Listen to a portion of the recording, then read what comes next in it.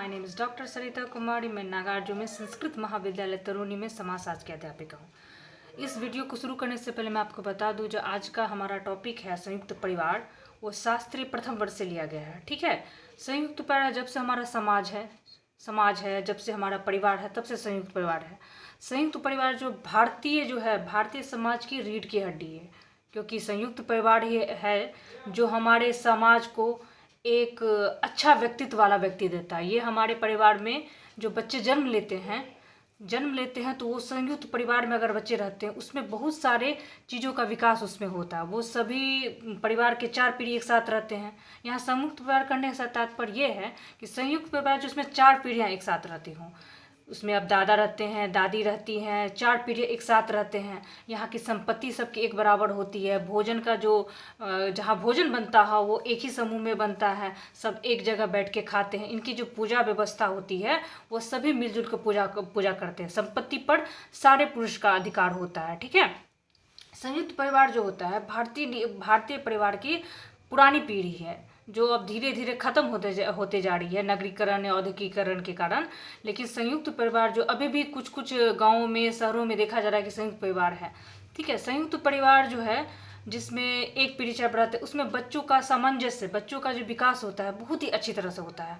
बच्चा जो है हर तरह के लोगों से इंटरेक्शन करता है, संबंध बनाता है, चाहे चाचा से हो, उसमें हर तरह के लोगों से संपर्क में आने के कारण उसका क्या होता है कि उसका चारमुखी विकास होता है। ठीक है, वो किससे किस तरह से व्यवहार करना चाहिए, किसके साथ कैसे रहना चाहिए, किससे प्रणाम करना, पूजा पाठ करना, जो भी है। क्योंकि धर्म जो संयुक्त परिवार ही अपने पास रखता है। धर्म उसका बहुत बड़ा साधन है, क्योंकि धार्मिक क्रियाकलाप हो या संस्कृति का धरोहर का जो आदान प्रदान हो संयुक्त परिवार के द्वारा होता है। ठीक है, अब मैं कुछ परिभाषाओं के बारे में बताऊंगी। कुछ समाजशास्त्री थे जो सोशलाइजिस्ट थे, उन्होंने कुछ परिभाषा दिया संयुक्त परिवार के बारे में। ठीक है,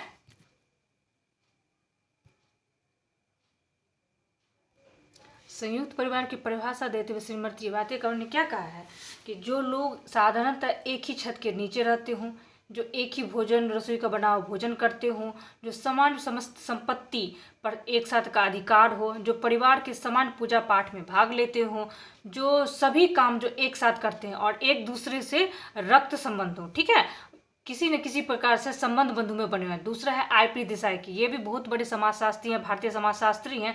उन्होंने क्या कहा है कि हम उस गृह के संयुक्त परिवार कहते हैं जिसमें एकाकी परिवार जो होता है, जिसमें पति पत्नी और अविवाहित रहते हैं, वो परिवार जो एक साथ रहते हैं। एकाकी परिवार से अधिक पीढ़ियों के सदस्य एक साथ रहते हों, जिसमें सदस्य एक दूसरे से संपत्ति, आय, पारस्परिक अधिकारों का, कर्तव्य का पूरा संबंध हो। ठीक है, यहाँ क्या बोलते हैं, देसाई ने क्या कहा कि संयुक्त परिवार जो एकाकी छोटे छोटे परिवार हैं वो एक साथ सदस्य रहते हों, जिनके सदस्य एक दूसरे संपत्ति, आय, पारस्परिक अधिकारों तथा कर्तव्यों का संबोध हो। ये किन्होंने क्या, R.P. देसाई ने।